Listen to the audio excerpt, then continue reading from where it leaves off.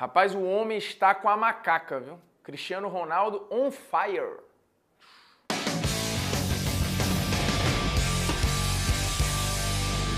Fala moçada, beleza? Polêmicas vazias na área, de novo polêmicas surpresa, polêmicas de Copa. Durante o Mundial da Rússia é assim, aconteceu um jogo relevante, um episódio importante, tem polêmicas vazias. E claro, Cristiano Ronaldo decidiu de novo. Portugal, sem jogar melhor que Marrocos, venceu por 1-0, está classificado para a próxima fase, graças ao seu camisa 7, já são 4 gols em 2 jogos, 3 gols contra a Espanha, 1 gol contra Marrocos. Cristiano, que até então tinha 3 gols em Copas, só nessa já tem 4, né? Lembrando, Cristiano fez gol na Copa de 2006, na Copa de 2010, na Copa de 2014 e agora na Copa de 2018, ou seja, fazendo gols em todas as Copas que disputou em 4 edições seguidas de Mundial. O número é impressionante. Mas a pergunta que fica é, Cristiano Ronaldo já é o melhor jogador europeu de todos os tempos? E eu explico por quê. O gol que ele marca contra Marrocos é o seu gol de número 85 com a camisa de Portugal, o que o torna o maior artilheiro de uma seleção europeia em todos os tempos. Ele deixou para trás Puskás, que tinha 84.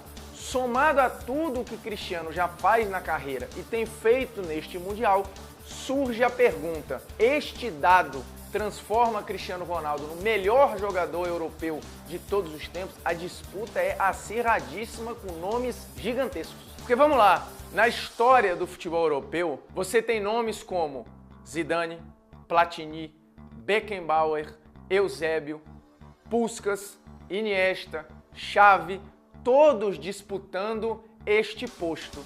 E o Cristiano Ronaldo, que já vem deixando uma turma para trás há muito tempo, em nível de atuação, em conquistas e, óbvio, em números, que é o que ele entende muito bem. E por falar nisso, logo no começo do Polêmicas, a gente já mata aqui nossa dica cultural. Cristiano Ronaldo, a perfeição é o limite. Esse livro já está na sua 2ª edição, foi lançado em 2012, mas já tem atualização. Se você quiser, pode encontrar, por exemplo, na Saraiva, tem para comprar pela internet, não é barato, porque, salvo engano, vem de fora.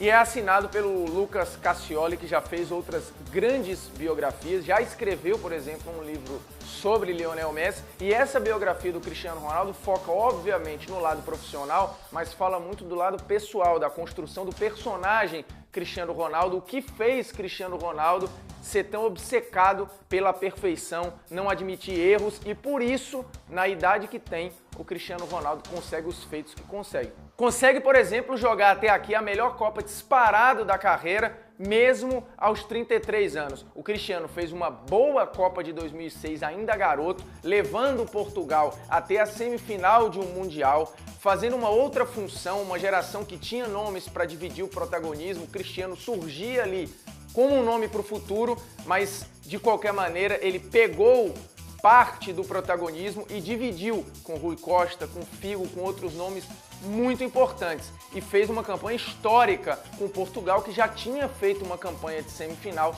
também em 1966 com o Eusébio, que mesmo nascido em Moçambique é considerado um jogador europeu, e que, digo, Cristiano já deixou para trás. Já fizemos um Polêmicas Vazias desse, específico de Cristiano Ronaldo, assim que o Cristiano Ronaldo ganhou a Eurocopa de 2016. Mas seguindo aqui, o Beckenbauer é um cara que tem um patamar altíssimo no futebol europeu, porém a comparação em termos de talento com o Cristiano Ronaldo chega a ser covardia, um cara que disputa uma outra função. Se nós contextualizarmos o período, o Beckenbauer é considerado até hoje o melhor e maior jogador alemão de todos os tempos, mas uma outra cultura futebolística, um cara que dominou final dos anos 60 e basicamente os anos 70, ganhando tudo pelo Bayern de Munique, sendo campeão do mundo, comandando a Alemanha, mas fazendo um outro papel, né? O Beckenbauer é até hoje a referência de líbero, o cara que fazia saída de jogo, que organizava tudo o que acontecia na transição ofensiva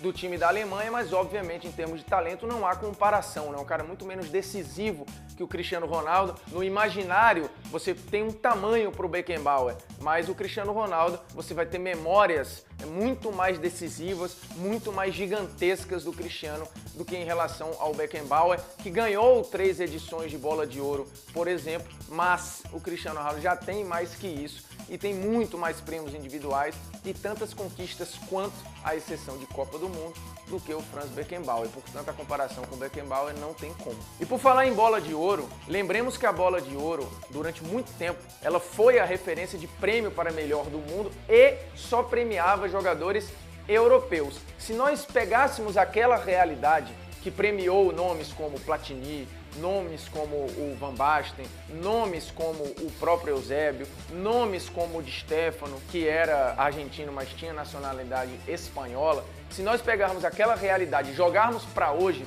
o Cristiano Ronaldo teria nada mais, nada menos do que 10 prêmios de melhor do mundo, porque aí você tiraria da disputa o Lionel Messi. Argentino, ele não concorreria naquele contexto antigo dos anos 50, anos 60, anos 70 e anos 80, por exemplo. O Cristiano teria ganho de 2007 até 2017, basicamente todas as edições de Bola de Ouro, à exceção de 2010, quando o Iniesta teria vencido, né? Lembrando que naquele ano concorreram ao prêmio Messi, Iniesta e Xavi. Como o Messi ganhou, a gente tira o Messi da disputa, o prêmio iria para o segundo lugar, que não foi o Cristiano Ronaldo. Era a primeira vez que o Cristiano não aparecia entre os 3, inclusive, nem entre os 4, porque o quarto indicado da Bola de Ouro naquele ano foi o Sneijder, campeão da Liga dos Campeões, campeão de tudo com a Inter de Milão e vice-campeão do mundo pela Holanda.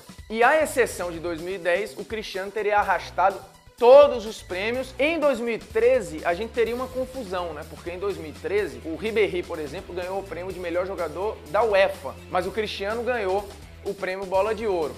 Então, poderia ter uma distinção aí, mas como o prêmio Bola de Ouro é o que vale mais, a realidade seria essa: o Cristiano teria 10 prêmios de melhor do mundo se nós pegássemos só jogadores europeus, ou seja, seria um massacre absoluto em relação a qualquer outro concorrente. Porque, por exemplo, o Puskás, que é o cara que o Cristiano passou em número de gols oficiais com seleção, o Puskás, ele não era nem o protagonista daquele Real Madrid, o protagonista era o Di Stéfano. O Puskás, a melhor colocação em Bola de Ouro que ele conseguiu foi em 60, um segundo lugar. Então a gente tá falando de um cara que tem um peso enorme na história do futebol europeu, na história da seleção húngara, na história do Real Madrid, só que foi deixado para trás em vários aspectos pelo próprio Cristiano Ronaldo. Em termos de premiação individual, a comparação ela beira a covardia também. Como também a comparação não é justa com o Platini. O Platini foi gigantesco, foi enorme no período em que jogou nos anos 80, protagonista da Juventus, protagonista da seleção francesa, ganhando o título europeu pela seleção francesa, coisa que depois o Cristiano conseguiu também com a seleção de Portugal, uma seleção que era menos favorita, muito mais fraca do que a França do Platini, por exemplo. E tem uma questão, o Platini ganhou 3 edições de Bola de Ouro, é um dos recordistas, inclusive, do prêmio, só que com um detalhe: se à época a concorrência fosse justa e os sul-americanos pudessem concorrer, o Platini, se bobear, só tinha ganho uma, porque, lembremos, naquele contexto, quem jogava na Itália também e sempre era o protagonista do campeonato ou o melhor jogador, era o Maradona. Como o Maradona não podia ganhar a Bola de Ouro, o Platini acabou ganhando, por exemplo, 84 e 85, fatalmente quem teria vencido seria o Maradona. E o Platini, há dúvidas, inclusive, se é o melhor francês de todos os tempos, porque para muitos e para uma geração inteira, com toda a justiça, é o Zidane, que também não é melhor que o Cristiano Ronaldo. Você pode até discutir se é mais elegante de ver jogar, se é mais bonito de ver jogar, se é mais prazeroso. Só que o Cristiano, ele em todas as valências vai superar o Zidane, inclusive no quesito assistência. Por incrível que pareça, o Cristiano tem mais assistências na carreira que o próprio Zidane, que no imaginário coletivo era pago para pensar, né? Era pago para assistir, era pago para decidir em passes. Mesmo assim, o Cristiano, que não tem na sua função primária o passe para gol, tem mais passes para gol que o Zidane, que não tem nem 150 gols na carreira, somando seleção e clubes. A melhor temporada da carreira do Zidane em termos de efetividade de gol foi 9-4-9-5 pelo Bordeaux, quando ele faz 19 gols. Para você ver a discrepância, né? As temporadas ruins do Cristiano Ronaldo, ele tá aí metendo 40 gols, 45, 30 e poucos, enfim. E aí a grande questão é Em relação a Johan Cruyff, se há um europeu que pode concorrer ou brigar com o Cristiano Ronaldo, este europeu é Johan Cruyff, porque ele vai somar números extremamente relevantes, um domínio grande na sua época, talento absurdo, com efetividade, com conquistas, com o domínio de uma época e com versatilidade. Porém, o Cruyff não chegou a 350 gols na carreira, né? O Cruyff não foi campeão pela Holanda, o Cruyff tem conquistas muito relevantes pelos clubes. O Cruyff teve um domínio europeu nos anos 70 pelo Ajax, mas um domínio este que nos anos 2010 o Cristiano também tem pelo Real Madrid. Lembremos, o Cristiano Ronaldo é o recordista da era Champions, ninguém foi pentacampeão, e na história, se você somar a era Champions com a era Liga dos Campeões da Europa, o Cristiano já é o segundo maior vencedor, portanto é um cara enorme em todos os cenários que você olhar. Ele não teve ou não proporcionou uma revolução tática como proporcionou o Johan Cruyff, mas a questão é, o que ele executa melhor ou pior que o Johan Cruyff? Executa melhor, porque o Cruyff era um cara que construía, criava e executava jogadas, porém com menos efetividade que o Cristiano Ronaldo. Apesar de em 1974 o Cruyff ter feito uma Copa quase perfeita, né? A perfeição não veio porque ele não foi campeão do mundo. O Cruyff fez 7 jogos e deu 3 gols, e deu 3 assistências e fez 3 gols. Além de ter sido o jogador que mais efetuou passes certos naquela Copa do Mundo e que mais efetuou dribles certos naquela Copa do Mundo. Portanto, ele controlou o jogo, desequilibrou as defesas coletiva e individualmente, além de ter sido decisivo. Mas, por um detalhe na final, acabou não sendo campeão. Talvez o Cruyff campeão do mundo, a gente estivesse falando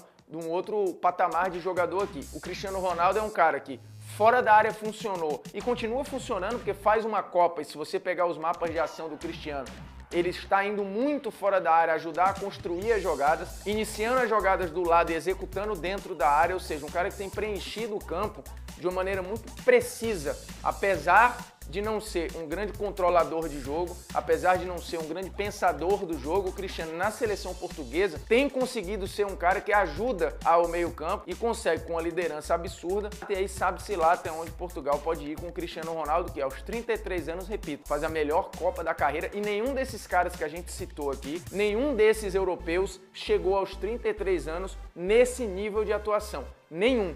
E nenhum durou tanto tempo no mesmo patamar como dura Cristiano Ronaldo. É isso que faz o Cristiano o melhor europeu de todos os tempos. A questão de ser maior, aí a gente vai ter que ir na discussão da construção do personagem, que é tema para um outro programa e não para este, porque o tempo exige e temos prazos a cumprir. E uma pausa aqui para o nosso Polêmicas Aleatórias que eu respondo já, em pastel de Belém ou pastel de feira? Que disputa espetacular, eu diria. Eu juro que neste momento eu não tenho a resposta. Daqui a pouco eu vou dar um jeito. E opiniões, hein? Roda aí porque o assunto é sério.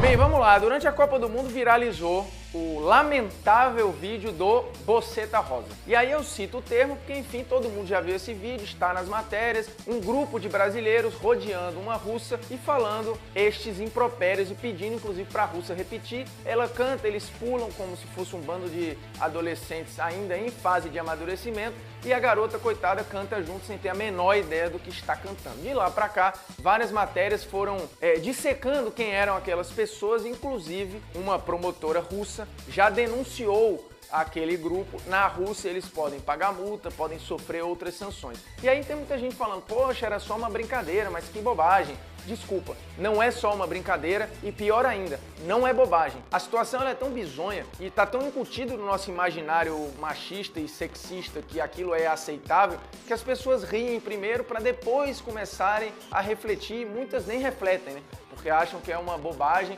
e que faz parte. Não, não faz parte. Imagine você se fosse ali uma Copa na África e tivesse ali um africano. Você acha que aquele grupo de brasileiros estaria rodeando o africano e falando, ô, viva o rolão? Não, ninguém estaria fazendo essa palhaçada, porque não está na nossa cultura a gente ovacionar ou constranger dessa forma um homem. Nós somos acostumados a constranger uma mulher, porque a gente cresceu achando que isso é ok. E não é ok. Se os caras estão tendo a vida devassada, estão tendo a vida exposta, a garota também teve a vida dela exposta e também teve um momento de exposição que ela não pediu para ter. E ela nem sabia por que estava sendo exposta. Então os caras vão responder, seja virtualmente ou processualmente, uma irresponsabilidade, porque o ser humano quando está em conjunto ou em bando, ele age como uma manada, né? E vai num efeito quase que irracional. Então as pessoas precisam entender que essas coisas têm que parar. Eu vejo muita gente quando se fala de segurança pública,